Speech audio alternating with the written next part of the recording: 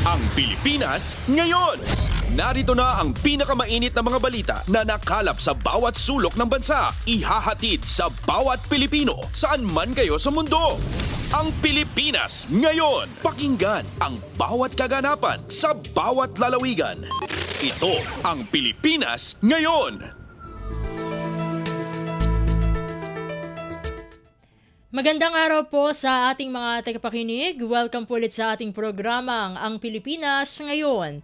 Ito po ang inyong lingkod, Steph Vicente. Samahan niyo po ako sa kabuuan ng ating palatuntunan. Tulad ng dati, mapakikinggan po ang ulat ng ating mga kapatid na himpilan sa probinsya, ang ating mga segmentong balitang negosyo at kalakalan, balitang sports at balitang artista, maging ang ilan sa mga pangunahing balita mula naman dito sa ating bansa. Yan po sa kabuuan ng ating palatuntunan, Ang Pilipinas Ngayon. Mga kaganapan sa Kamaynilaan at mga kalapit na lalawigan dito sa Ang Pilipinas Ngayon.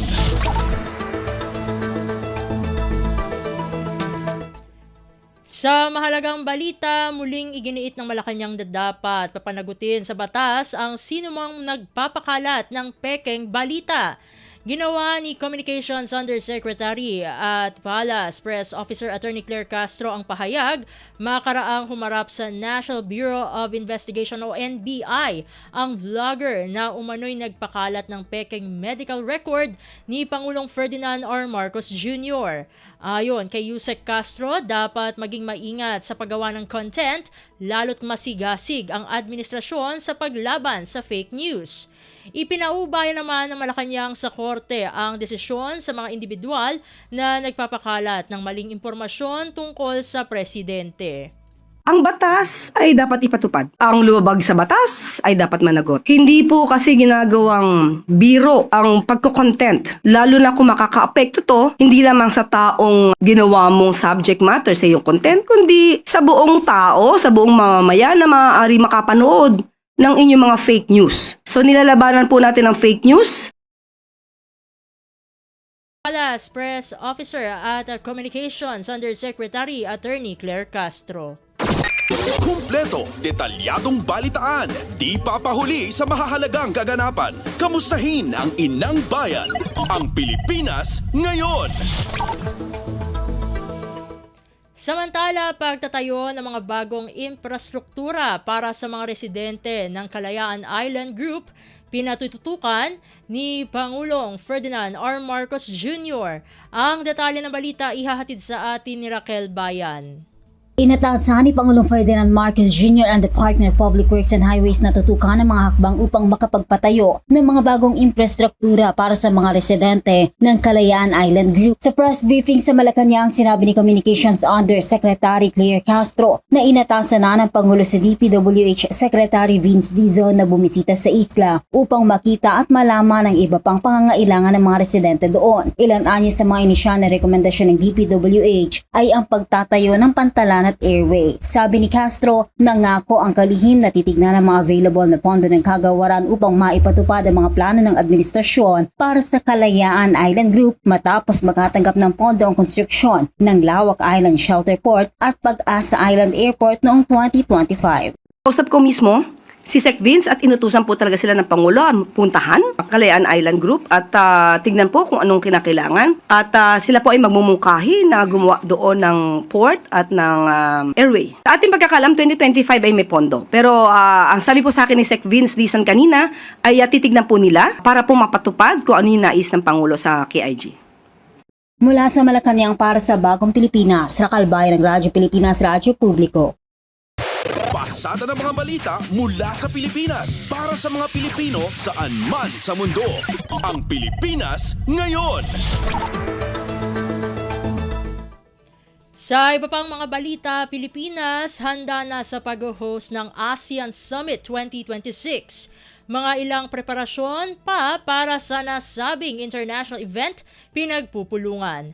Ang kabuang ulat ihahatid naman sa atin ni Alvin Baltazar. ASEAN ready na ang Pilipinas. Itong pinahayag ni Palace Press Officer Undersecretary Claire Castro bagamat nagpapatuloy pa rin anya ang ginagawang mga paghahanda. Kahapon ay nagpatawag ng pagpupulong si Pangulong Ferdinand R. Marcos Jr. kung saan ay nirepaso din ang ginagawang mga preparasyon para sa ASEAN Summit ngayong taon kung saan ay Pilipinas ang punong abala. Kasama sa isinagawang meeting ang mga key officials mula sa Office of the Social Secretary o SOSEC at mga taga-Cultural Center of the Philippines. Ang mga taga-SOSEC ang nagbigay ng update tingil sa paghahanda para sa 48 ASEAN Summit shows na gaganapin sa buwan ng Mayo habang ang mga taga-CCP naman ang nagbigay ng update sa 49 ASEAN Summit shows na gaganapin sa buwan ng Nobyembre. Pakinggan natin si Palace Press Officer Undersecretary Claire Castro. Ang mga hakbang na ito ay bahagi ng puspusang paghahanda ng administrasyon ni Pangulong Marcos Jr. para sa ASEAN Summit na gaganapin ngayong taon sa Pilipinas. Sa ngayon, ASEAN ready na ang Pilipinas. Mula sa Palasyo ng Malacanang para sa Bagong Pilipinas, Alvin Baltazar, Radyo Pilipinas, Radyo Publiko.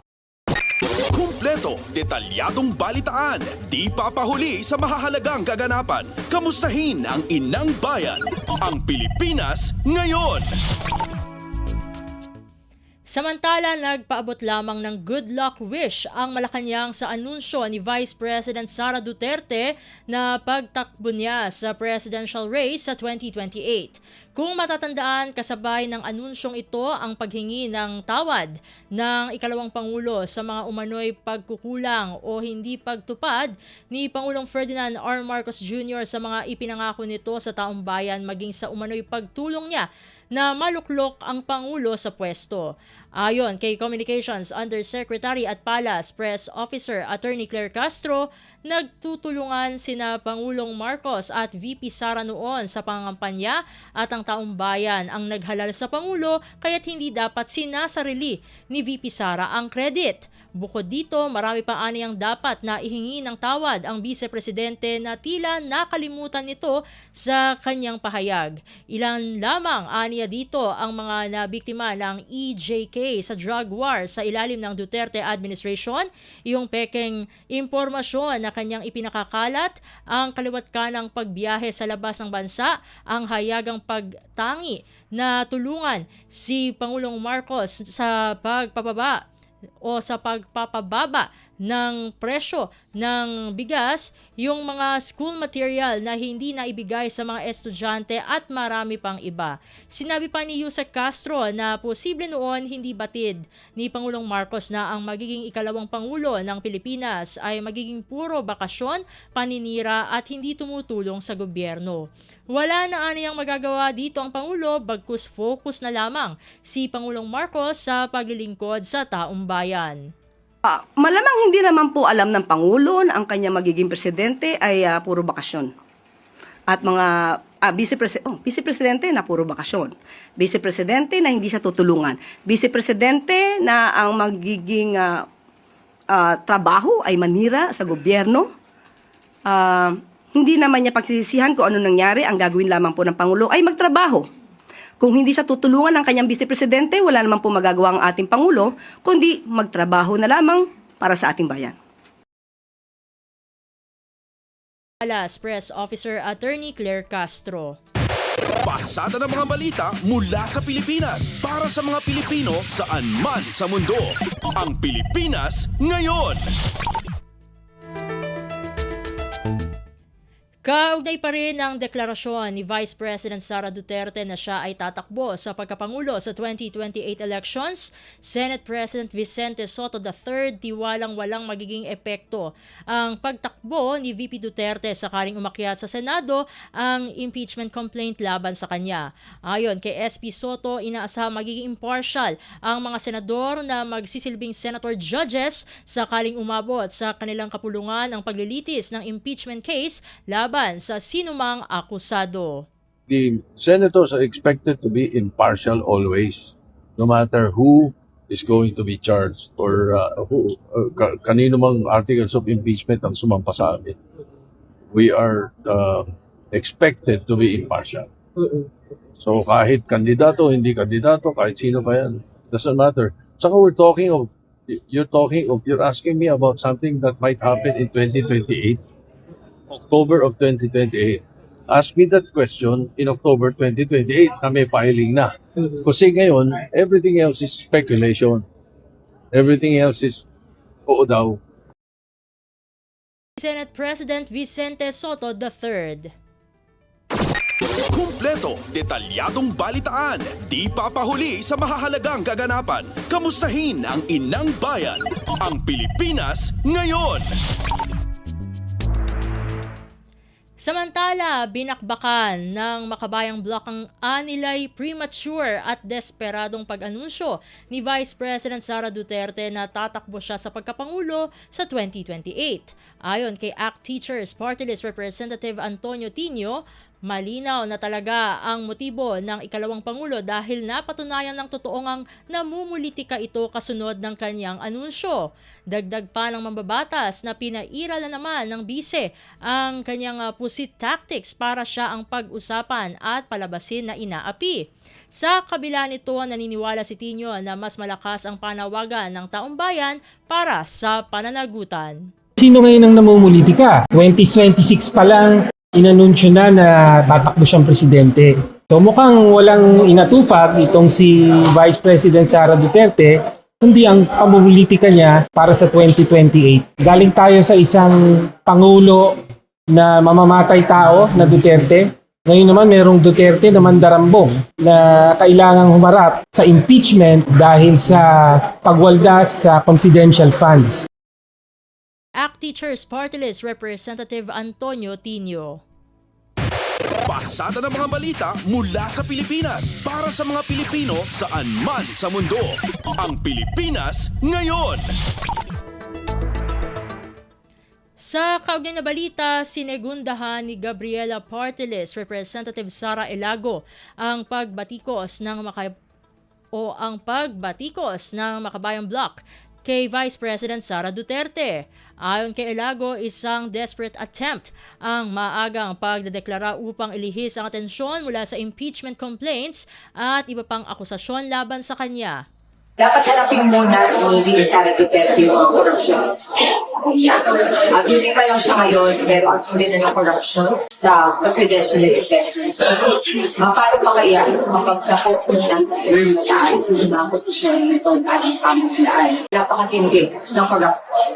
Kaya mga kababaihan, ang should we really say that we don't want another Duterte regime. Amen. Gabriela Party List Representative Sara Elago. Kumpleto, detalyadong balitaan, di papahuli sa mahahalagang kaganapan. Kamustahin ang inang bayan, ang Pilipinas ngayon. Sa iba pang mga ulat sa punto de vista ni political analyst Professor Froilan Calilong, hindi maituturing na paglabag sa batas patungkol sa early campaigning ang ginawa ni Vice President Sara Duterte dahil maituturing lamang naman ito na isang pahayag. Ngunit hindi maikakaila na may malaking puntos ito upang umingay ang kanyang pangalan bilang paghahanda sa taong 2028.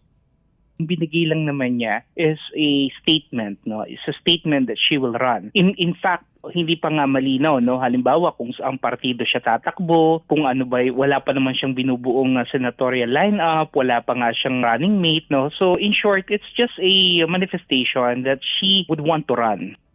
Si political analyst Professor Froilan Calilong. Pasada ng mga balita mula sa Pilipinas para sa mga Pilipino saan man sa mundo. Ang Pilipinas ngayon. Samantala, nilinaw naman ni International Criminal Court o ICC Assistant to Counsel, Attorney Cristina Conti, na siya ring tumatayong abogado ng mga biktima ng war on drugs ng Administrasyong Duterte na walang maging epekto ang pag-anunsyo ni Vice President Sara Duterte ng kanyang pagtakbo sa pagkapangulo sa taong 2028. Ani Attorney Conti, wala naman kasi maging epekto ang nasabing deklarasyon sa mga pagdinig ng ICC sa mga kasong kinakaharap ng ama nito na si dating Pangulong Rodrigo Duterte. Dagdag pa ni Attorney Conti na posible pa ngang mag-backfire kay Vice President Sara Duterte ang ginawa nitong aksyon dahil posible pang ma-establish sa mga pagdinig ng ICC ang naging parte ng ikalawang Pangulo sa madugong war on drugs. It will have no effect on the conduct of the trial. It will have no effect on the schedule. The trial is like this. Asking funds, like I said, asking funds. I think they're trying to play on the interest of the state family, but it could backfire as well. Because with this early announcement, her role in the war on drugs could very well move into the picture. The ICC Assistant to Counsel Attorney Cristina Conti. Kumpleto, detalyadong balitaan, di papahuli sa mahahalagang kaganapan. Kamustahin ang inang bayan, ang Pilipinas ngayon.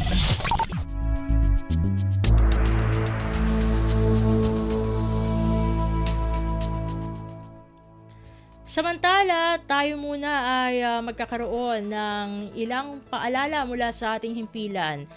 Sa ating pagbabalik ay tingnan natin kung magkakaroon na ng Malacanang press briefing dahil ating inaantabayanan yon. At maging ang ating magiging panayam sa ating resource person para sa araw na ito na si Sir Ronald Gustilo ng Digital Pinoy. Sa pagbabalik po ng Ang Pilipinas Ngayon, makalipas lamang po ng ilang mga paalala. Mabilis ang trivia, dagdag talino. Heto na ang Dagling Kaalaman. Alam nyo ba na ang kasal ay isa sa pinakamatandang tradisyon sa mundo na nagsimula mahigit 5,000 taon na ang nakalilipas? Isinusuot naman ang singsing sa kaliwang kamay dahil pinaniniwala ang maiugat ng pag-ibig na diretso sa puso. At alam nyo ba, ang buwan ng Hunyo ang pinakapaborito para sa mga kasal dahil ipinangalan ito kay Juno, ang diyosa ng pag-aasawa. Dito sa Pilipinas, ang kasal ay tinuturing na sagradong sakramento, kaya't wala pa ring divorce law hanggang ngayon. Kaya tandaan, ang tunay na kasal ay hindi lang tungkol sa selebrasyon, kundi sa habang buhay na pangako ng pag-ibig at katapatan. Kaunting kaalaman na malaking dagdag talino. Abangan muli ang susunod na Dagling Kaalaman. Nagbabalik na po ang ating programang Ang Pilipinas Ngayon. Atin na pong bibigyang daan ang Malacanang press briefing na pinangunahan ni Communications Undersecretary at Palace Press Officer Attorney Claire Castro.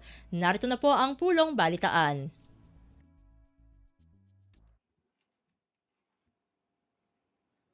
Magandang araw, Malacanang Press Corps. Pangakong walang guro ang magre-retiro bilang Teacher 1, patuloy na pinapatupad ni Pangulong Marcos Jr. Sa kanyang ikatlong State of the Nation Address o SONA noong 2024, binigyan diin ng Pangulo na dapat itaguyod at patatagin ang mga guro upang isulong ang dekalidad na edukasyon sa bansa. Kaninang umaga, personal na natunghayan ni Pangulong Ferdinand R. Marcos Jr. ang mass oath-taking ceremony para sa mga na-promote na guro at school heads sa ilalim ng Expanded Career Progression o ECP para sa Bulacan at Pampanga Cluster. Pinangunahan ni Department of Education Secretary Sani Angara ang oath-taking ceremony sa ginanap sa Bulacan. Nauna nang nagsagawa ng mass oath-taking ang DepEd para sa mga guro sa Ilocos Norte at National Capital Region. Sa kanyang talumpati, binigyang halaga ni Pangulong Marcos Jr. ang walang katumbas na dedikasyon ng mga guro sa paghubog ng mga kabataan at sa pagsilbi sa bayan. Muli ring binigyang diin ng Pangulo ang pangakong mas lalo pang paiigtingin ang kalidad ng edukasyon sa bansa hanggang sa matapos ang kanyang administrasyon. Ngayong taon, naglaan ng pamahalaan ng 1.34 trillion pesos para sa sektor ng edukasyon. Kasabay nito, naipamahagi na rin sa mga guro ang Service Recognition Incentive, Teaching Allowance na tig 10,000 piso at 7,000 pisong medical allowance simula 2025. Personal ding binisita ni Pangulong Marcos Jr. ang medical mission ng DepEd sa Bulacan sa ilalim ng Yakap at Kalinga program. Kabilang sa mga serbisyong naibigay sa mga guro at estudyante ang libreng konsultasyon, gamot at pagsusuri sa vital signs at iba't ibang screening services. Sa ilalim ng bagong Pilipinas at sa administrasyon ni Pangulong Marcos Jr., walang guro ang mapag-iiwanan sa kanilang mga posisyon. Ngayon, we are continuing to recognize the journey of the teachers in Bulacan and Pampanga who have shaped the future of our children and in that way are shaping the future of our nation. So today, as you take your oath, you reaffirm the belief that every Filipino child deserves a fair shot at a brighter tomorrow. Teach not only knowledge, but empathy, not only skills, but character. Because long after the lessons are over, what your students will remember most is how you made them believe in themselves. And that, more than anything else, is how a nation is truly transformed. Oplan kontra baha, pinalawak ng DPWH sa Bicol Region. Alinsunod sa utos ni Pangulong Ferdinand R. Marcos Jr. na tutukan ang isyu ng pagbaha sa iba't ibang panig ng bansa. Double time ang trabaho ng mga kawani ng DPWH sa pangunguna ni Secretary Vince Dizon para ibsan ang pagbaha sa mga low-lying areas ng Bicol Region. Nilinis ng mga tauhan ng ahensya ang mga estero, kanal at ilog upang tanggalin ang bara at panatilihing maayos ang daloy ng tubig sa mga ito. Malaking kapanatagan ito, lalo na sa mga komunidad sa lugar na madalas nagtitiis sa masamang epekto ng baha. Isa sa mga tinututukan ng Oplan kontra baha, ang Sagup Creek sa Naga City na siyang itinuturing na isa sa mga critical waterways sa lungsod o mga daluyan ng tubig na maaaring pagmulan ng matinding pagbaha tuwing malakas at walang tigil ang pag-uulan. Maliban sa nasabing creek, umusad rin ang Oplan kontra baha sa ibang lugar gaya ng Greater Metro Manila, Cebu at Bacolod. Inihahanda na rin ng ahensya ang paglilinis ng mga daluyan ng tubig sa Laguna, Iloilo City at Cagayan de Oro bilang bahagi ng malawakang kampanya ng administrasyon laban sa pagbaha.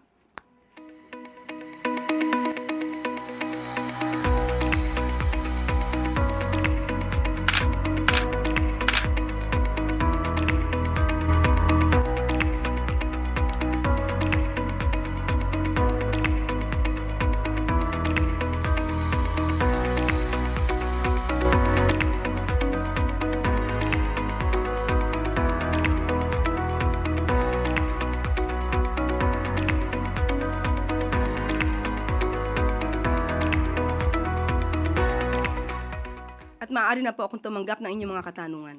Unang tanong mula kay Mads Moratillo, Net25. Hi, ma'am. Reaction lang po, ma'am, ng Palas doon sa sinusulong ni Senator Robin Padilla na Sara and Amy tandem for 2028, given na Senator Amy is a sister po ni President. Thank you. Sila din po ang dating tinawag na Team Itim.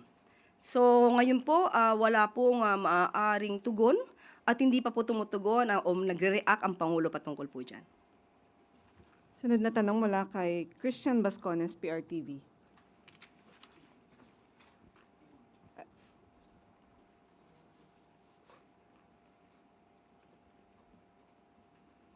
Can the Palace clarify why Customs Commissioner Arnel Nepomucenu's appointment document is dated February 2, 2026 when he was officially sworn in June 30 last year po?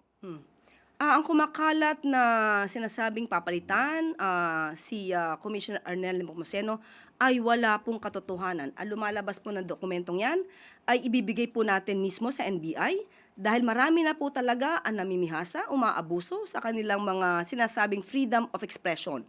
So yan po ay ipapaalam at ihatid natin sa NBI para makita at maimbestigahan kung saan nanggagaling ang mga peking impormasyon na yan. So Malacanang completed its review of DNR Secretary Lotilla's appointment records po. Despite his nomination being bypassed 3 times by the CA, is the Palace now considering resubmitting his nomination, seeking legal clarification on his eligibility or preparing to appoint a replacement if confirmation remains uncertain? As of now po, I cannot give you any update. Hihingi po ako maya-maya patungkol po kay Secretary Lutilla. Last po, ma'am. May nangangamba po bang revamp or balasahan sa mga appointees ni Presidente? Sa ngayon po, wala pa pong ipinaparating sa atin na anuman. Kapag ka po meron na, ibibigay ko po sa inyong update. Maraming salamat. Sunod na tanong mula kay Rafi Ayeng, Daily Tribune. Good afternoon, ma'am. Ma'am, you're wearing pink. Is it nice? That signals na nililigawan talaga ng administrasyon si dating Vice President Leni Robredo. Ikaw naman, nagsuot lang ako ng pink pero naagad mali siya. Wala po. Ang kulay na sinuot ko ngayon ay wala pong kaugnayan sa anumang politika.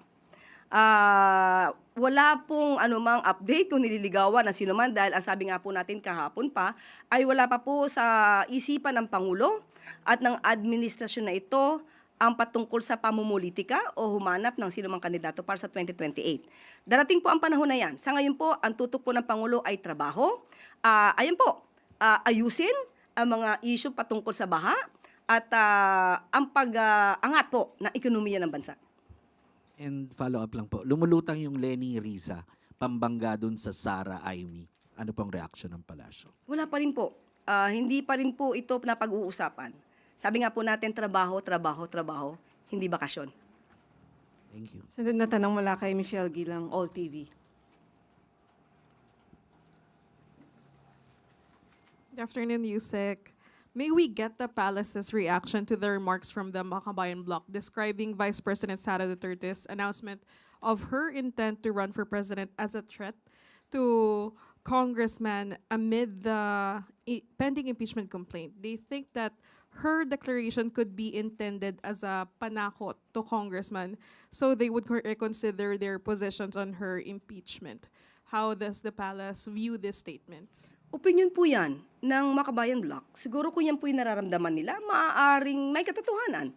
Pero sa mga nahalal po sa House of Representatives, ganyan po ba ang gusto nilang makita ng taong bayan na sila ay natatakot dahil lang sa pagdedeklara na tatakbo ang isang vice-presidente sa pagkapangulo sa 2028? Hindi naman po siguro sila ganon kaduwag para lang matakot dahil nagdeklara lang ang isang tao na siya tatakbo sa pagka-presidente. Sunod na tanong mula kay Jean Mangalus, Philippines.com. Good afternoon. So, Mary Jane Veloso's family and migrant advocates have repeated their call for clemency for her. The family said that they've been directly communicating with the palace over this request. So, the group even challenged President Marcos to visit Ms. Veloso. So, how does the palace respond to this? Ang huli ko pong tugon, at yun po ang pinakahuling ibinigay sa aking impormasyon, inaaral po yung pinaka-minutes of the meeting para kung magkaroon man po ng pagdidesisyon ng Pangulo, wala po siya malalabag na anumang protocol or anumang nababanggit sa minutes of the meeting. Meeting po with who? Minutes of the meeting. Nung ito ibinigay, nung isinorender sa atin, nagkaroon ng repatriation, negotiations for repatriation ni Ms. Mary Jane Veloso, titignan lamang po nila kung ano yung naging usap. Pero is the palace inclined to grant her clemency? Sa ngayon na hindi pa po natin masasabi dahil inaaral pa po. May timeline po ba? May timeline? Wala pong naibigay sa atin. Sunod na tanong mula kay Ann Soberano, Bombo Radyo.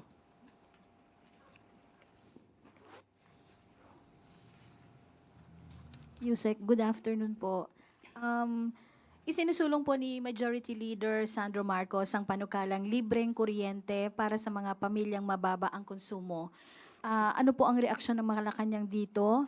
Sakaling maipatupad ito, sino po talaga ang sasagot sa gastos? Ang gobyerno ba o may posibilidad na maipasa ito sa ibang consumers?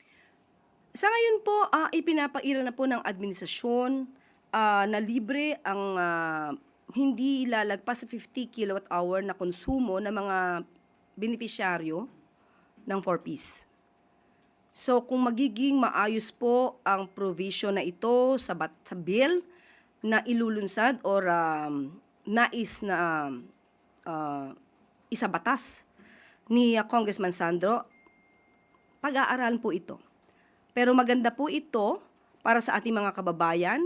Magiging maganda po ang epekto nito at hindi sila masyado mahirapan kung ang konsumo nila ay maliit at makaka-encourage to na wag masyado mag-aksaya ng elektrisidad o ng konsumo ng kuryente.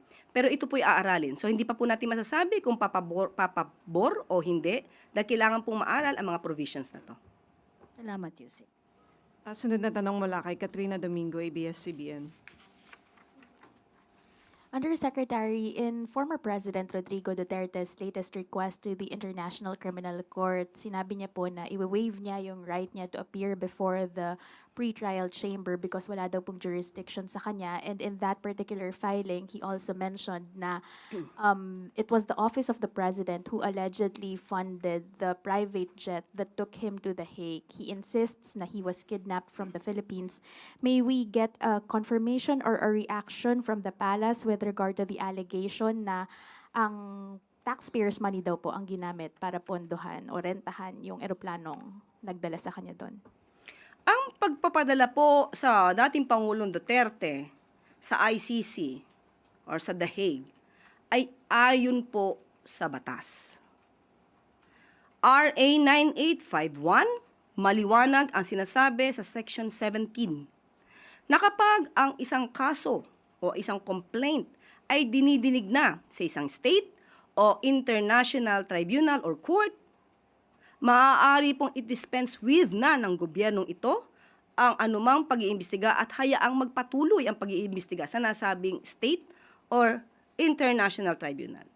At yun po ang ginampanan at yun ang naging paraan ng gobyernong ito para po makamtan ang sinasabi nating hustisya ng mga nag-complain or kahit po ang akusado. Kung taxpayer po ang ginamit ito lang po ay naaayon sa batas dahil gumaganap lang po ang gobyernong ito sa kanyang katungkulan maliban po sa sinabi nating pag-cooperate with the Interpol, pagpapatupad ng batas na RA 9851, meron din pong residual obligation ang administrasyon na ito upang ipatupad ang dating napagkasunduan na nung tayo pa ay miyembro ng ICC o ng Rome Statute. Ma'am, follow-up question. Meron pong ilang previous statements si President Ferdinand Marcos Jr. saying na his administration will not recognize any arrest warrants kasi hindi na daw po tayo miyembro ng ICC. How do you reconcile that statement from the succeeding actions of the administration? And maybe also get a categorical answer if it was the OP who funded the plane to The Hague? Pakibigyan niyo po sa akin yung konteksto na sinabi ng Pangulo na hindi niya i-recognize ang warrant of arrest na i-issue. Yes, ma'am. I will give you the link of the video later. I think he was asked during a media press briefing several years ago, even before this erupted, when the unit team was still together. He made that statement. Sa aking pagkakaalam at aking intindi sa sinabi ng Pangulo sa mga previous statements niya, hindi niya kinikilala ang jurisdiction ng ICC. Maliban lang kung mayroong ibang legal options or rather legal study on this. Yun ang aking huling natandaan.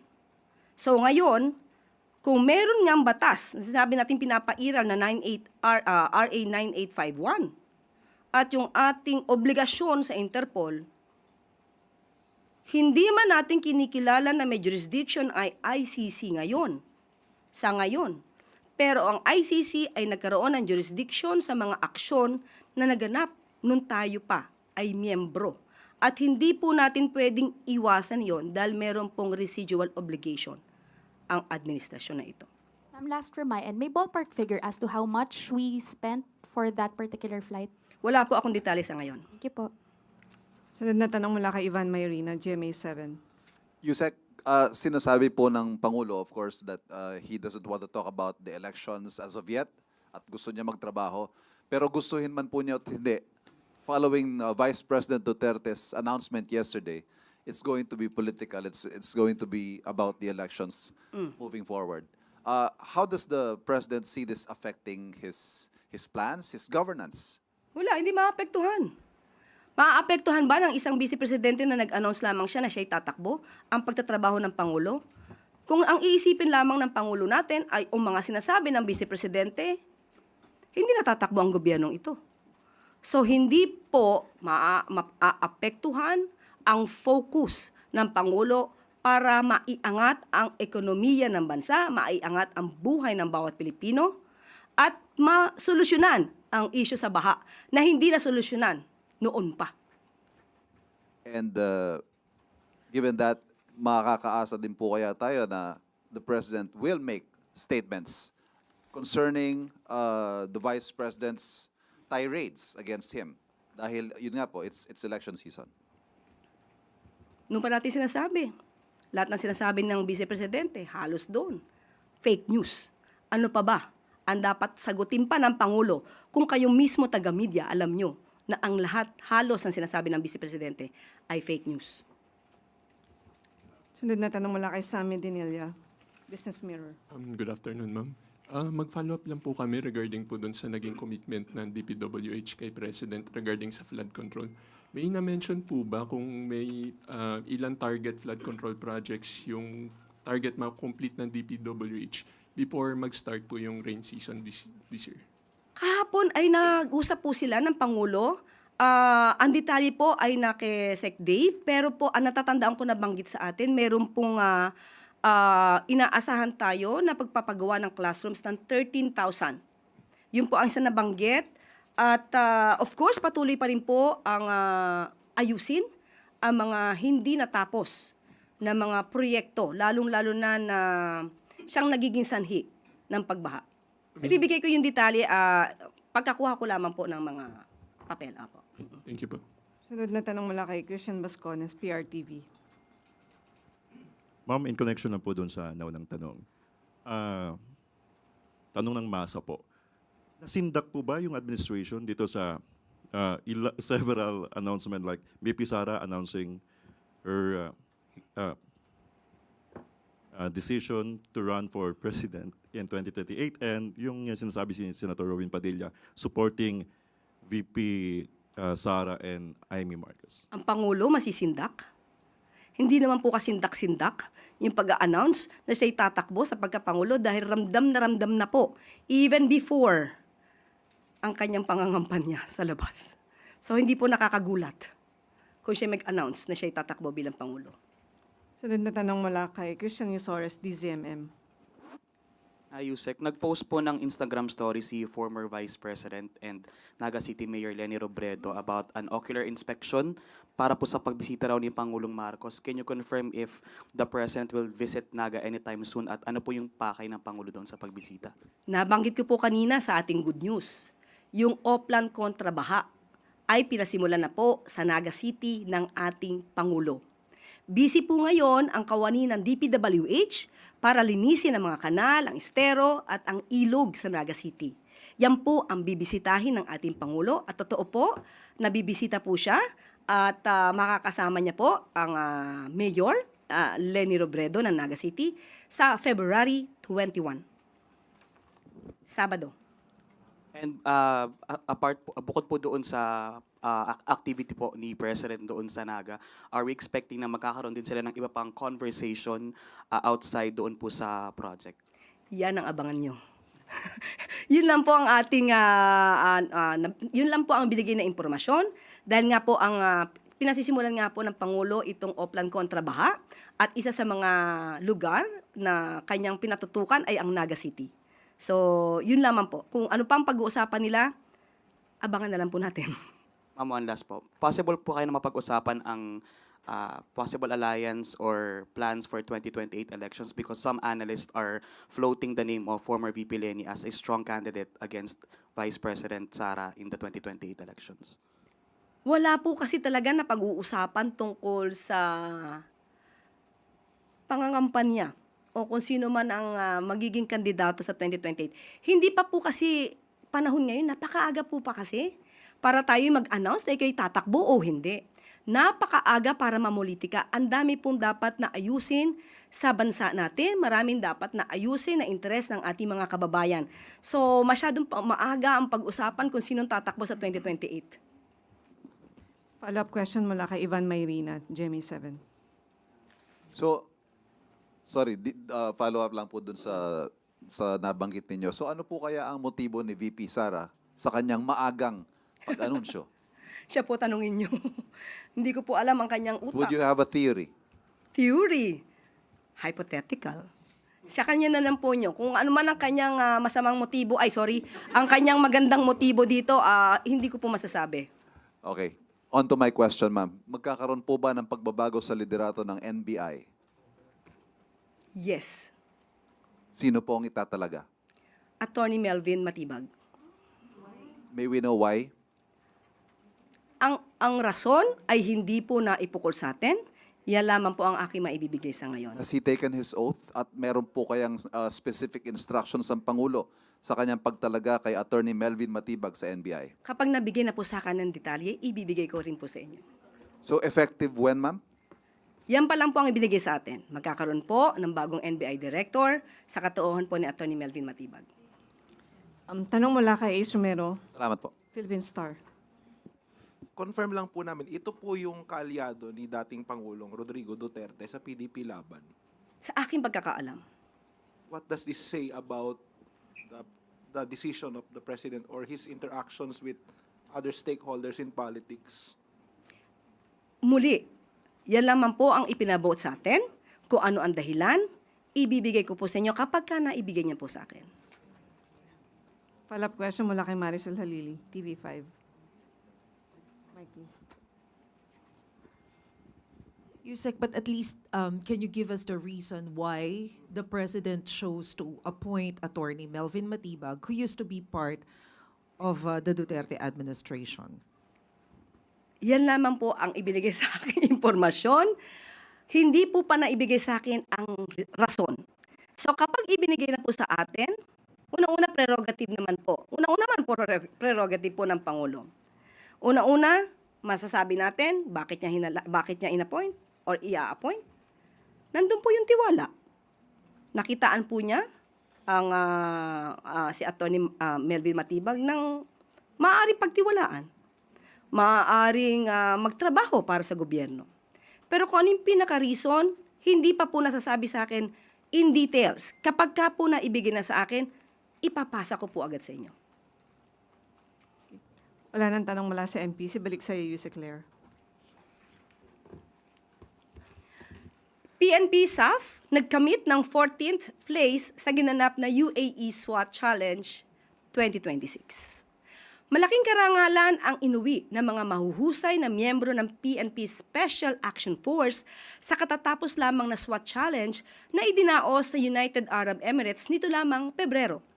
Nasungkit ng ating mga tropa sa pamumuno ni Police Major General Mark Pespes ang ika-14 na pwesto matapos ng ang umaatikabong paligsahan sa pagitan ng 109 na bansang kalahok.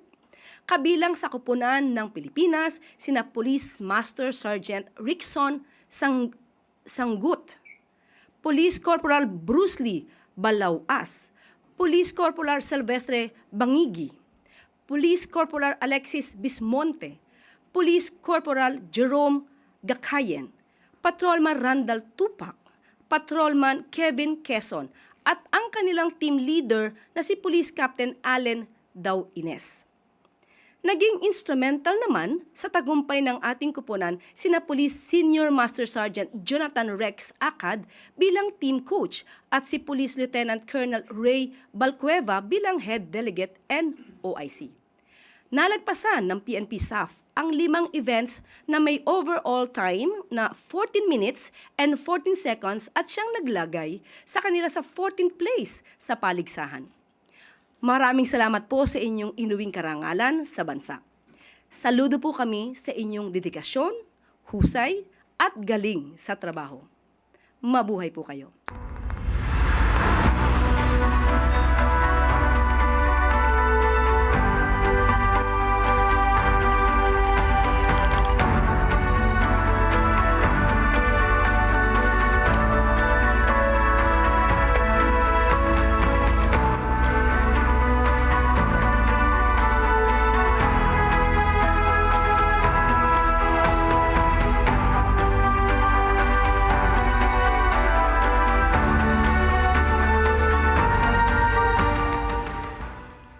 bago po tayo magtapos, ligtas na mga lansangan, patuloy na isinusulong ni Pangulong Ferdinand R. Marcos Jr.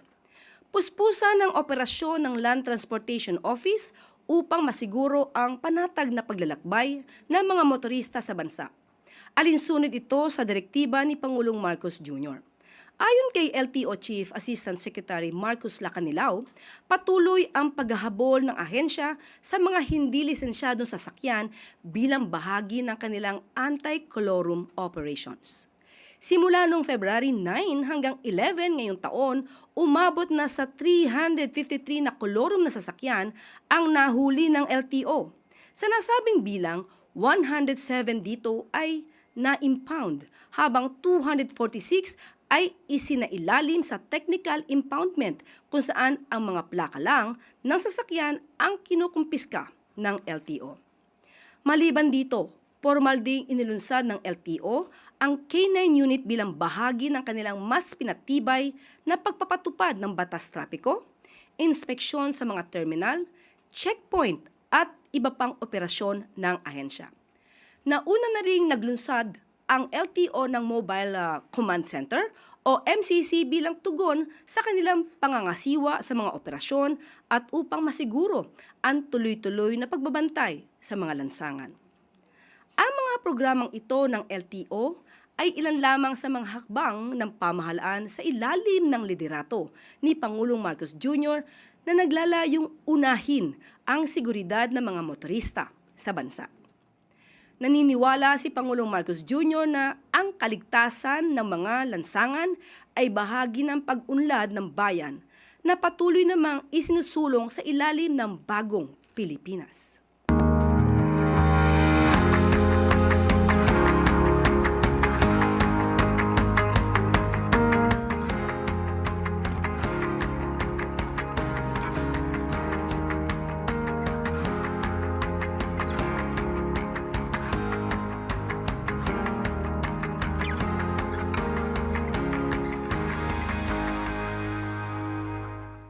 Sa mga nakikita nating pagtatrabaho ng mga ahensya ng gobyerno at ang pagpapatupad sa mga programa ng Pangulo, huwag po tayong manatiling bulag sa katotohanan. At dito na po nagtatapos ang ating press briefing. Magandang araw para sa bagong Pilipinas. At inyo pong nasubaybayan ang Malacanang press briefing na pinaunahan ni Communications Undersecretary at Palace Press Officer, Attorney Claire Castro. Sa pagbabalik ng Ang Pilipinas ngayon ay tayo tutungo na sa ating panayam sa national campaigner ng Digital Pinoys na si Sir Ronald Gustilo. Magbabalik po ang ating programa makalipas lamang po ang ilang paalala. Mabilisang trivia, dagdag talino. Heto na ang Dagling Kaalaman. Itigil na ang paggamit ng iyong telepono sa banyo. Maaari itong humantong sa almoranas ayon sa isang ulat. Nalaman sa isang bagong pag-aaral na ang pagsasabay ng oras sa banyo sa oras ng telepono ay nauugnay sa 46% na mas malaking panganib ng almoranas. Kaya pagdating sa banyo, pumasok at lumabas at isave ang iyong scroll para sa ibang pagkakataon. Kaunting kaalaman na malaking dagdag talino. Abangan muli ang susunod na Dagling Kaalaman.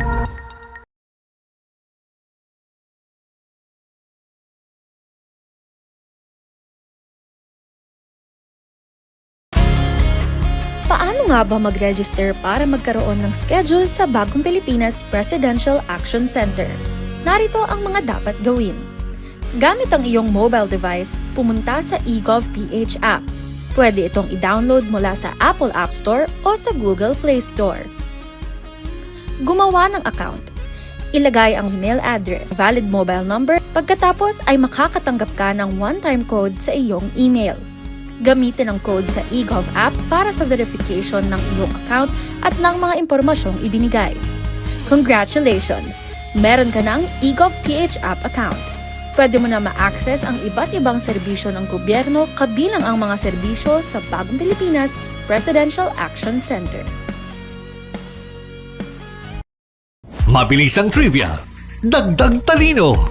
Heto na ang Dagling Kaalaman. Umakyat na 50 hagdan sa isang araw.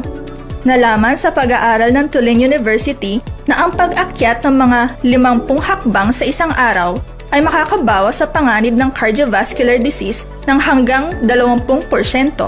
Sinasabi ng mga researcher na ito ay katumbas ng paglalakad ng 10,000 hakbang sa isang araw. Kaya, iwasan muna ang elevator at humakbang. Kaunting kaalaman na malaking dagdag talino. Abangan muli ang susunod na Dagling Kaalaman. Paliwanag mo sa tao na hindi totoo yan. Dahil ang totoo, yung totoo ang dapat ninyong malaman. Nagkalat sa internet ang fake news o mali at fake news. Tinatapon niyo yung tao. What they are doing is creating panic. We say no. Yung pagkalat ng fake news. And some of it's dangerous. Sana iwasan po natin pag-spread ng fake news. At di magpapakalat ng disinformation at misinformation ang kasulukuyang administrasyon. Stop telling us fake news because you're wrong. Para sa totoo at mapagkakatiwalaang mga balita at impormasyon, Radyo Pilipinas. Balita mula sa lalawigan sa bawat rehiyon ng ating bayan. Dito sa Ang Pilipinas Ngayon. Nagbabalik na po ang ating programang Ang Pilipinas Ngayon at narito na po ang bugso ng ating mga regional news. Dadako muna tayo sa rehiyon ng Luzon. Philippine Carabao Center target na tuloy-tuloy na mapainom lahat ng bata ng sariwang gatas sa bansa. Ang kabangulat ihahatid sa atin ni Jude Pitpitan mula sa Lawag. Manglamnama ti Philippine Carabao Center ang mapainomda iti tunggal agtutubo Filipino ti presko agatas tinuang imbes adagit importe da gatas adimalan ti ado proseso kan saan nakabaalan alitupan dagiti umno a sustansya para kadakwada. Segon ken ni PCC at MMSU Center Director Joel Cabading daytat makagapono apay nga itantandudo da ti agpado tinuang babaan iti panangipaayda kadagitoy kadagiti mannalon ken agtultuloy ti panagaramid da kadagiti produkto ana aramid iti gatas tinuang malaksi iti deta nagbalin paen ang National Institute for Animal Science iti nasao nga ahensya kay nasawan sa alaeng nga itinuang ti mabalin na suportaran ti PCC na diket uray iti baka kalding karnero ken dadto mapayadingwan panang surot dayta ti mandato ni President Ferdinand R. Marcos Jr. agon udan ti food security iti pagilyan ken ti nasustansya makmakan para iti panagduras ti salunat dagiti agtutubo. Mani pa dito siyudad Dilawag, Jude Pitpitan para iti Radyo Pilipinas World Service. Balita mula sa lalawigan sa bawat rehiyon ng ating bayan. Dito sa Ang Pilipinas Ngayon. Inyong napakinggan ang ulat ni Jude Pitpitan mula sa Lawag. Puntahan naman natin ang AGOO, Emergency Response at Risk Reduction itinaguyod sa Rescue Olympics na idinaos bilang pagdiriwang sa anibersaryo ng lalawigan ng La Union. Narito si Glenda Sarak para sa balita. Napasingkedan ti panangitandudo dagiti lokal a gobyerno ditoy La Union iti kinatalged a magunod iti panagkaykaysa baban iti naangay a Rescue Olympics kaspa sa ti nakarambak ti may kasangagasot 76 a founding anniversary ti La Union. Naangay ti aktibidad iti Convention Center grounds iti syudad ti San Fernando, La Union. Nakisalipit raytoy dagiti first responders manipod iti 20 a local disaster risk reduction and management offices wenno LDRRMO iti probinsya. Inpakita dagiti participantes tinaduma-duma a rescue scenarios ken ipangrunat emergency medical services, first aid ken ropemanship. Nagunod ti MDRRMO Luna ti umuna a pwesto ken nakaiyawi da iti 100,000 pesos a premyo. May kadwa ti City of San Fernando ang nakaiyawid iti 80,000 pesos ken may katlo ti Bangar ang nakaiyawid iti 60,000 pesos a premyo. Amin tinaduma pa nga LDRRMO kat nakaiyawid iti 40,000 pesos. Manipod AGOO La Union, Glenda Bakungan Sarak para iti Radyo Pilipinas World Service. Balita mula sa lalawigan sa bawat rehiyon ng ating bayan. Dito sa Ang Pilipinas Ngayon. Bago tayo magbalik sa ating balitaan mula sa ating mga kapatid na himpilan sa probinsya ay tayo dadako na sa ating panayam sa ating resource person para sa araw na ito. Walang iba kundi si Sir Ronald Gostilo, ang national campaigner ng Digital Pinoy. Sir Ronald, welcome po sa Ang Pilipinas Ngayon. Si Steph Vicente po ulit ito ng Radyo Pilipinas World Service. Hi, magandang tanghali, Ms. Steph, at magandang tanghali rin po sa ating mga taga-subaybay. Maraming salamat po sa muling pagsama po dito sa programa. Sir Ronald, meron tayong dalawang paksa na pag-uusapan. Pero unahin lang po na natin itong issue sa messaging platforms at cybercrime.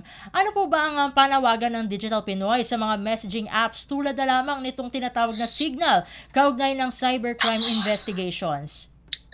Well, yung panawagan natin na sana ay makipag-cooperate naman po sila doon ho sa mga isinasagawang investigasyon ng ating mga law enforcement agencies. Kasi alam nyo, yun ho kanilang timely cooperation ho ay ang pinakasusing factor para ho magkaroon ho ng bunga yung mga investigasyon na isinasagawa ng ating pamahalaan. Sa panahon po ngayon na yung koordinasyon, yun hong mga kumbaga ay pagkikipag-transaksyon ng mga cybercriminals ay isinasagawa ho sa mga encrypted na messaging platforms. Mahalaga po na malaman yung mga detalles tungkol ho doon sa paggawa ng account, no? Sino ho yung number, mobile number na ginamit para magrehistro, saan ito ginawa, at yung iba pang mga datos na pwedeng maibigay para ho matukoy kung sino yung pagkakakilanlan ng mga nagmamay-ari ng mga account na ito. Sir Ronald, ito naman po para sa kaalaman ng ating mga taga-subaybay, ano po ba yung tinatawag na non-content data at bakit ito mahalaga sa mga investigasyon patungkol nga po sa cybercrimes? Pero yung mga non-content data, ito nga yung mga binabanggit natin na yung mga detalye na ibinigay doon sa panahon na ginagawa yung account at doon sa mga panahong ginagamit yung platform. So halimbawa dyan ay yung mobile number na ginamit doon ho sa pag-create ho ng account, no? Nandyan din ho yung location kung saan ho ginamit yung kung saan huling nag-access yun hong device nung messaging na ginagamit doon sa messaging platform, no? So basically ito ho yung mga data, yung mga information na patungkol ho doon sa account na hindi ho tinitignan kung ano ho yung mismong mga laman ng mga mensahe kasi as we understand ito hong mga messaging platforms, karamihan ho dyan ay end-to-end encrypted. Ibig sabihin, yun hong conversations ho na nangyayari dyan ay nandun lamang ho sa account nung nagpadala ng mensahe at doon sa tumanggap. So ibig sabihin, hindi ho ito ini-store o hindi ho tinatago nung messaging platform, no? So yung mahalaga po kasi doon kung bakit ho importante yung ang dahilan kung bakit importante yung mga datos na to. Ito ho yung pwedeng makakatulong para matukoy ho yung pagkakakilanlan nung gumawa ng account. Ito naman po, Sir Ronald, ano naman po ang epekto kapag hindi agad na-preserve ang mahalagang digital records? Well, syempre, yung investigasyon ho, kumbaga, parang may pader ho, bumangga ho sila sa pader patungkol ho sa investigasyon kasi hindi ho sila makakapag-move forward kung hindi ho ma-identify yung pagkakakilanlan ho nung may-ari ng account o kung hindi ho makakapagbigay ng mga impormasyon yun hong mga messaging platforms. At very crucial ho talaga kasi ito doon ho sa investigasyon na isinasagawa ng ating mga law enforcement agencies. Ang isa hong dapat na maintindihan ng ating hong mga messaging platforms at ng kahit hunong ang ating mga kababayan, hindi naman po ito, kumbaga hindi ho ito blanket authority para ho sa ating pamahalaan na busisihin ang bawat isang account na gusto lamang ho nila. As a matter of fact, hindi ho gagawin ng gobyerno yan just Dahil po, yun hong kanila hong manpower, hindi rin naman ho ganun kasapat para ho, kumbaga, busisiin yung bawat isang account. Kumbaga, yung mga account ho na inireport o yung mga account na na-flag na may mga nakita na may mga posibleng illegal na transaksyon, may kinalaman ho sa mga cybercrime, yun lang ho talaga yung tinitignan at hindi ho ito kumbaga trip ko lang makita kung ano yung laman ng messaging apps ni messaging app ni Ma'am Steph. Hindi ho siya ganon. Kumbaga targeted ho ito doon ho sa mga na-flag mismo na accounts. At bukod po dito sa tinatawag na data preservation, ano po ba yung mga dapat gawin pa laban sa online scams? Well, dito kailangan ho talaga na makuha ho ng mga investigador yung mga datos ho. No? So mahalaga ho na makuha ho ito dahil kumbaga kung nakita ho natin na yung isang account sa messaging platform ay talaga hong nakikipag-transaction ng illegal. Let's say na nagpa-facilitate ho ng money laundering, nagpa-facilitate ho, nagsasagawa ng identity theft, nagpapanggap ho ng mga opisyal ng ating gobyerno, o di ho kaya ay ginagamit ho doon ho sa pangingikil, ginagamit ho sa pagko-coordinate ng mga illegal na aktibidad, kapag na-pinpoint ho kasi ng gobyerno at ng ating mga law enforcement agencies kung sino ho itong mga to, ay malaking malaking dagok ho yan dun sa mga illegal na operasyon ho. No? So, it's very important that these messaging platforms coordinate with our law enforcement agencies. Sir Ronald, ito naman po dun sa ikalawa nating paksa ay syempre ay nakita po namin ang naging reaksyon ng Digital Pinoys regarding dun sa pag-amin ng content creator na si Jack Argota tungkol nga dun sa ginawa niyang kumbaga pag-post ng pekeng medical certificate ni Pangulong Ferdinand R. Marcos Jr. Although syempre nakita na namin, nabasa po namin ng inyong news release, pero para sa kaalaman po ng ating mga kababayan na nakikinig sa atin ngayon, ano po ba ang masasabi ng Digital Pinoys dito nga po sa ginawang pag-amin ng naturang content creator na ito? Well, ang nakikita ho natin dito na expose ho talaga yun hong network ng disinformation na kinabibilangan ho ni Jack Argota, na nakita ho natin na yun ho yung kanilang grupo talaga mismo nagpakalat ho nung peking medical certificate ho ng ating pangulo. Hindi ho namin pinaniniwalaan yung kanyang palusot na akala niya totoo. Well, in fact, talaga ho nung umpisa pa lamang ho, sinasabi niya na kung hindi yan totoo, ilabas niyo yung totoo. Which only says na talaga ho, alam niyo hindi ito totoo.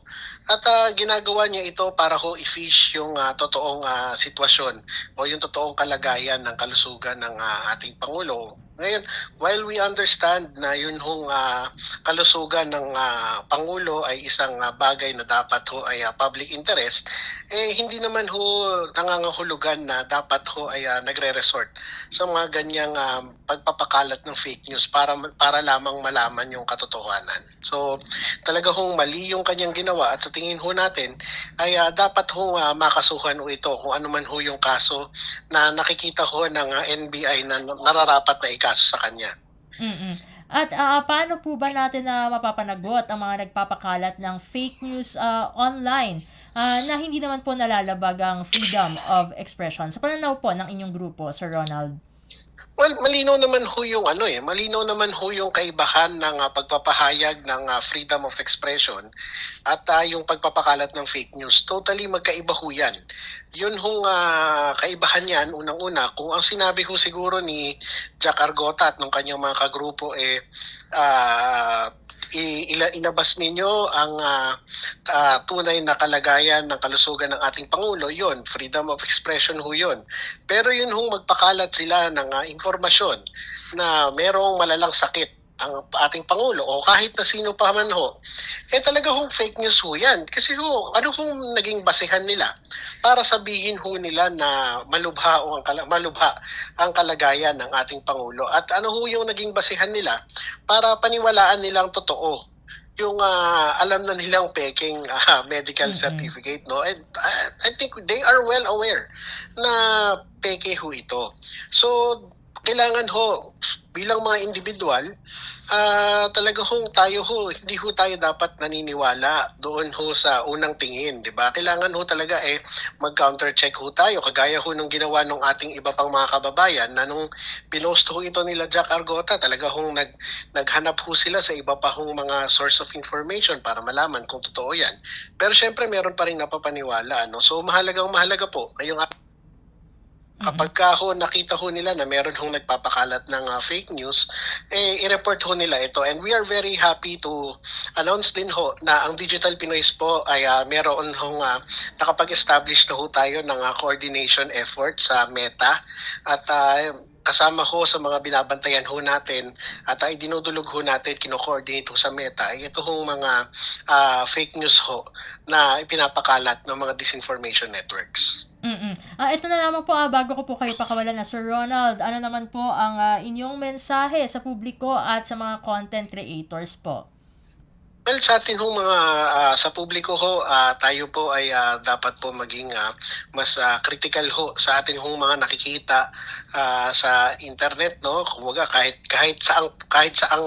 sino pa ho ang pinapanigan niyan, ito man po ay pabor sa administrasyon o laban sa administrasyon, kailangan po ho natin Naputol ang ating communication with Sir Ronald. Ituloy pa rin natin ang kasi sayang naman, no? Ang kanyang mensahe, no? Kasi mahalaga po 'yan, no? Dahil syempre ay umiiwas tayo, no? Bilang tayo ay miyembro ng media ay talagang nilalabanan po natin ang fake news, 'di ba? Lalong-lalo na po online dahil matindi po ang proliferation ng maling impormasyon sa online. Ayun, Sir Ronald, naputol tayo. Go ahead po for your final message. Opo, sa atin pong mga kababayan, no? So gaya nga po na nabanggit ko kanina, maging critical po tayo, maging mas mapanuri ho tayo.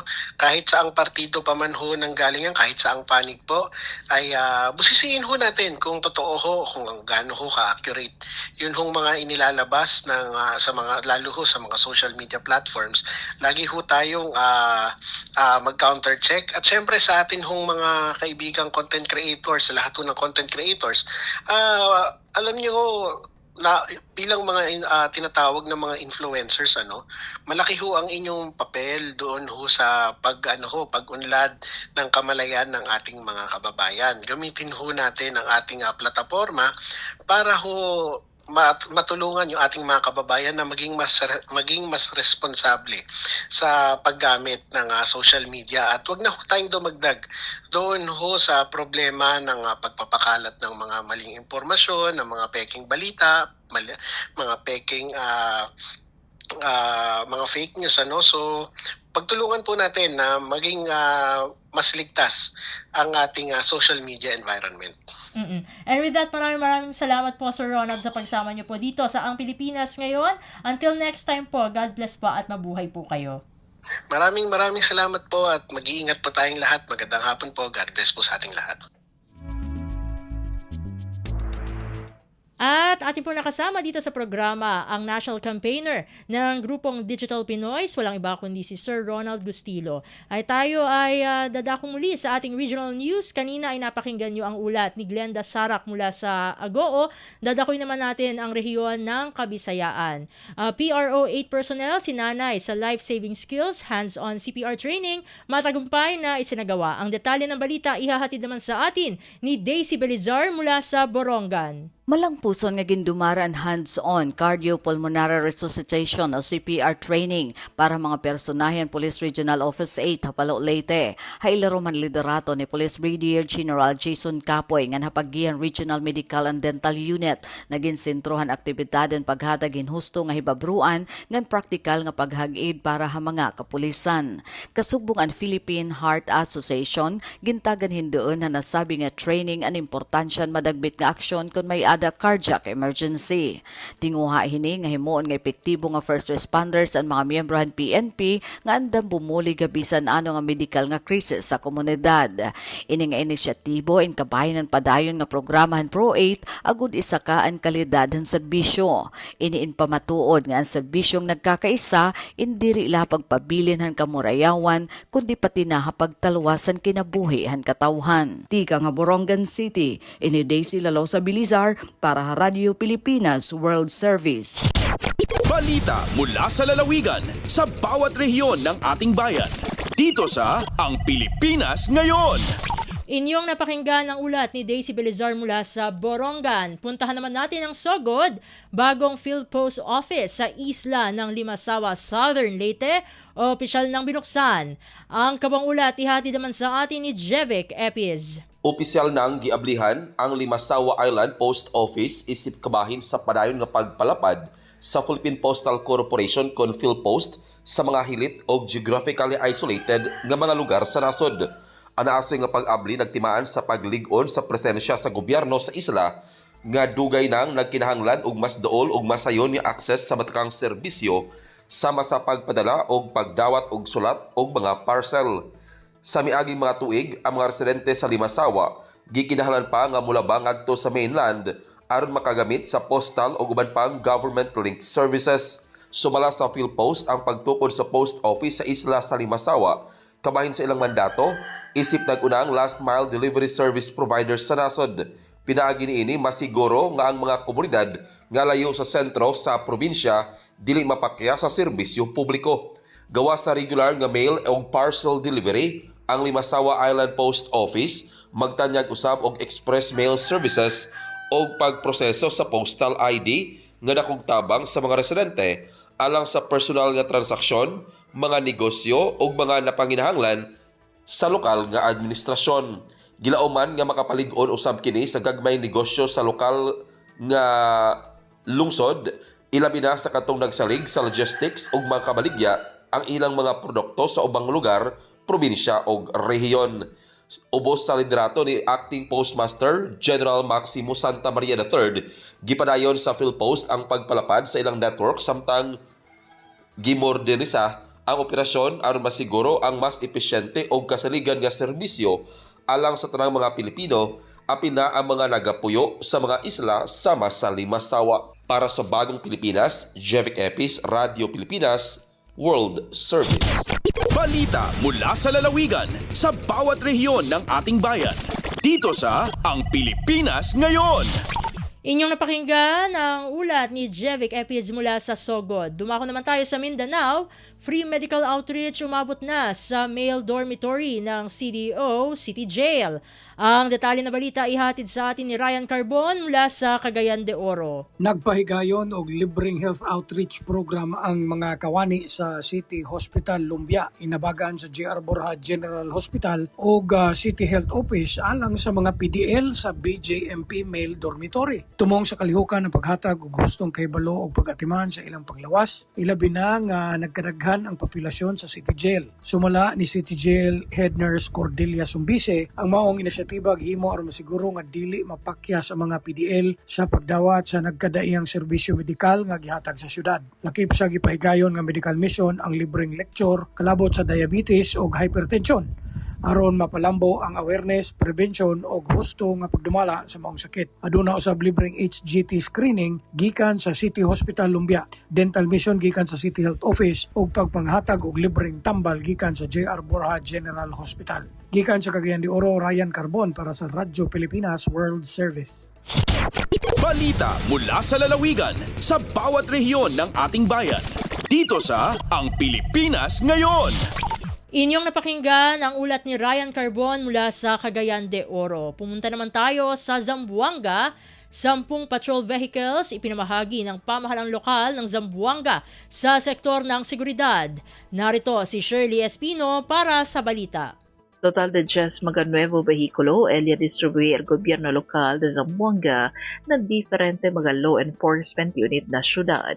El mga vehikulo que tiene el valor de 24 milyon de peso amo parte del continuando soporte del LGU na sektor de seguridad. Ese según ay usa ng patrolya del mga otoridad para mantener el paz y orden y seguridad na Zamboanga. 5 unit de Isuzu D-Max el recibí el Zamboanga City Police Office, mientras 4 el Joint Task Force Zamboanga y 1 el Philippine Drug Enforcement Agency o PDEA-9. Desde na RP Zamboanga, iyo si Shirley Espino para na Radyo Pilipinas World Service. Balita mula sa lalawigan sa bawat rehiyon ng ating bayan. Dito sa Ang Pilipinas Ngayon. Inyong napakinggan ang ulat ni Shirley Espino mula sa Zamboanga. Pumunta naman tayo sa Butuan, OCD Caraga at Lalawigan ng Surigao del Norte. Nilagdaan ang MOA para sa prepositioning ng relief supply sa Siargao at palakasin ang kahandaan sa sakuna. Narito naman ang balitang hatid sa atin ni Jezreel Sudario. Nagpadayon ang pagpaligon sa pagpangandam bato kalamidad sa rehiyon sa Caraga human sa malampusong pagpirma sa Memorandum of Agreement tali sa Office of Civil Defense Caraga Region ug sa Province of Surigao del Norte alang sa prepositioning sa non-food items sa Siargao Islands. Gihimong kalihukan ato sa First Quarter Provincial Disaster Risk Reduction and Management Council meeting sa probinsya gagipay gayon sa Provincial Gymnasium sa Surigao City. Tumong niini ang estratehikong pagbutang daan sa mga importanteng non-food relief items sama sa family kits, hygiene kits, tarpaulin ug uban pang emergency supplies sa Siargao Islands aron masiguro ang dali ug epesyenteng paghatod og ayuda panahon sa kalamidad. Gawas sa MOA signing gipay gayon usab ang pag-ila sa mga local DRRM offices nga nagpakita og talagsaong performance sa 2025 DRRM initiatives. Ipamatud-an sa OCD Caraga ang ilang padayon nga suporta sa mga lokal nga panggamhanan aron matukod ang mas luwas, mas kusgan ug mas andam nga mga komunidad batok sa bisan unsang kalamidad. Gikan sa RP Butuan, kini si Jezreel Sudario para sa Radyo Pilipinas World Service. Balita mula sa lalawigan sa bawat rehiyon ng ating bayan. Dito sa Ang Pilipinas Ngayon. Inyong napakinggan ang ulat ni Jezreel Sudario mula sa Butuan. Dadako naman tayo sa Iligan. Department of Education o DepEd agad kumilos upang suportahan ang mga paaralang naapektuhan ng bagyong Basyang sa Iligan City. Ang detalye ng balita ihahatid sa atin ni Sheriff Timhar Habib Majid. Milihok dayon ang Department of Education o DepEd aron suportahan ang mga tunghaan nga grabeng naapektuhan sa bagyong Basyang sa Iligan City pinaagi sa pag-apod-apod sa educational ug relief assistance ngadto sa mga estudyante ug magtutudlo. Personal sa mga bibisita si DepEd Secretary Sani Angara sa Wantabla Elementary School ug Tambakan National High School aron sutaon ang ilang kahimtang ug masiguro ang tabang. Sa Wantabla Elementary School, nanghatag ang departamento og kapin sa 100 ka edukahon kits alang sa mga estudyante, 50 ka relief packs, 10 ka laptop ug 50 ka sako nga bugas alang sa mga magtutudlo, samtang kapin sa 200 ka edukahon kits, 50 ka relief packs, 10 ka laptop ug 50 ka sako sa bugas usab ang gihatag sa Tambakan National High School. Sumala ni Angara, pasiw ng ayuda pa lang kini ug gipaabot nga mas daghan pang educational materials ang maapod-apod samtang nagpadayon ang DepEd sa procurement. Gipasiug dasab sa secretary nga ang tumong sa gobyerno ubos sa direktiba ni Presidente Ferdinand R. Marcos Jr.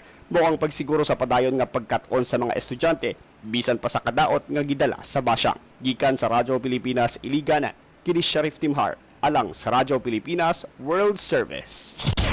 Balita mula sa lalawigan sa bawat rehiyon ng ating bayan. Dito sa Ang Pilipinas Ngayon. At inyo pong napakinggan ang ulat ni Sheriff Timhar Habib Majid mula sa Iligan. Yan na po ang kabuuan ng ating programa para sa araw na ito. Maraming salamat sa lahat ng mga nakinig sa atin dito sa edisyong ito ng Ang Pilipinas Ngayon. Ito pong muli ang inyong lingkod, Steph Vicente. Mabuhay po tayong mga Pilipino. At yan ang Pilipinas Ngayon. Muling samahan sa parehong oras at alamin ang pinakahuling mga kaganapan at balita saan man kayo naroon. Ang Pilipinas Ngayon.